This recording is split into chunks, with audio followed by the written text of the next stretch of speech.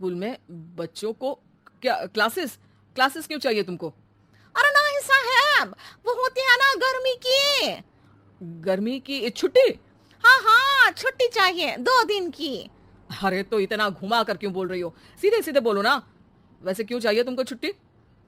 अरे मेरे भाई के जो पापा है ना, उनकी जो पत्नी है ना, उनके भाई के पापा की पत्नी को बुखार आ रहा है। ओहो, ऐसी पहेली मत बुझाओ कि मुझे बुखार आ जाए। अरे सीधे सीधे बोलो ना जलेबी भाई।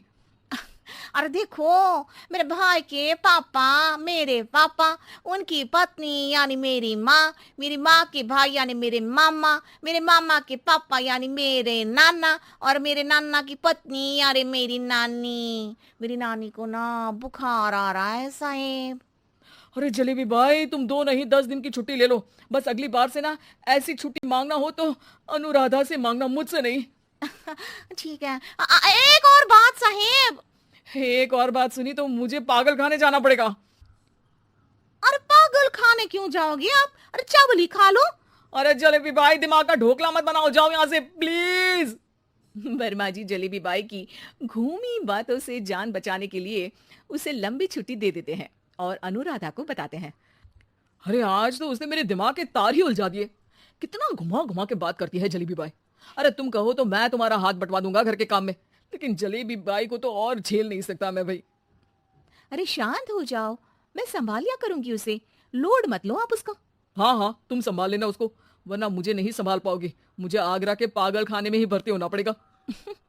आगरा क्यों जाना? मुझे तो लगता है जलेबी बाई इस घर में थोड़े दिन और रही तो हमारा घर ही एक मशहूर पागल खाना बन जाएगा। तो दूसरी काम वाली ढूंढ ले क्या? अरे आजकल तो हर काम वाली बाई जलेबी जितनी ही टेढ़ी होती है।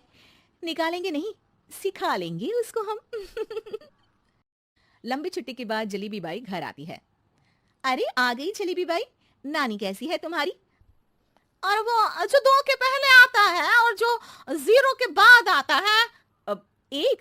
हाँ, 1 नंबर है। अच्छा, क्या हुआ था उनको? जो दिल टूटने पर होता है ना, चोट लगने पर होता है, पगार का पैसा कटने पर भी होता है। अरे क्या होता है? बुरा लगता है?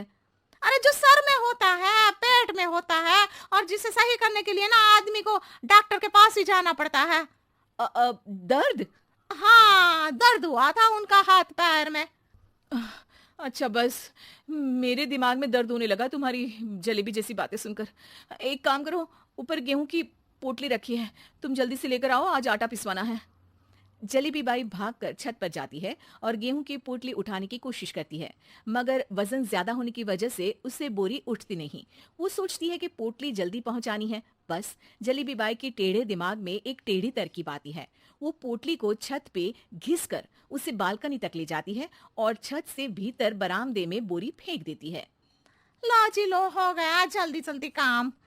नीचे पहुंचती है तो देखती है कि अनुराधा वहां उसे गुस्से से देख रही है और नीचे पूरा गेहूं बिखरा पड़ा है। ये क्या किया? अरे पोटली में वजन ज्यादा था, आपने कहा था जल्दी से ले आओ, तो इससे जल्दी कैसे कर दी मैं बताओ तो। हाँ, अरे एक काम तो सीधा करो, अब क्या करेंगे इन गेहूं का? सब सत्यानाश कर दिया। अनुराधा सोच लेती है कि अब इस जलेबी को सीधा करना ही पड़ेगा, वरना बहुत परेशानी हो जाएगी। जलेबी बाई फिर भी सुधरती नहीं है। रोज कोई घूमी फिरी बात से वर्मा जी के दिमाग में शॉर्ट सर्किट करती है तो कभी अनुराधा के काम बिगाड़ती। जैसे कमरे में झाड़ू लगाने का कहने पर कमरों की दीवारों पर झाड़ू टांग के कहती, लगा दी कमरे में झाड़ू। देखते ही देखते ये महीना खत्म हो जाता है। अरे दीदी, पैसे दे दो ना। पैसे तो नहीं है। पैसे नहीं है का मतलब? पैसे तो होते ही है ना घर में। अरे भरोसा नहीं है तो पूरे घर में ढूंढ के बता दे कहाँ पैसे हैं, मिल जाएगी तुम्हें। अबे ढूंढ के लाई मैं। जलेबी जल्दी से अनुराधा का पर्स लेकर आती है। अरे इसमें है ना पैसा? अरे मुझे तो नहीं दिख रहा। अरे दीदी है ना, 2000 का नोट। अरे तो वो तो 2000 रुपए हैं, पैसे तो नहीं है। अरे दीदी दे दो ना, जल्दी घर जाना है, आज मेरी तारीख है।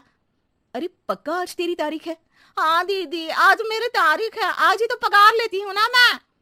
देखो आज तो 1 तारीख है, तेरी तारीख तो है नहीं आज।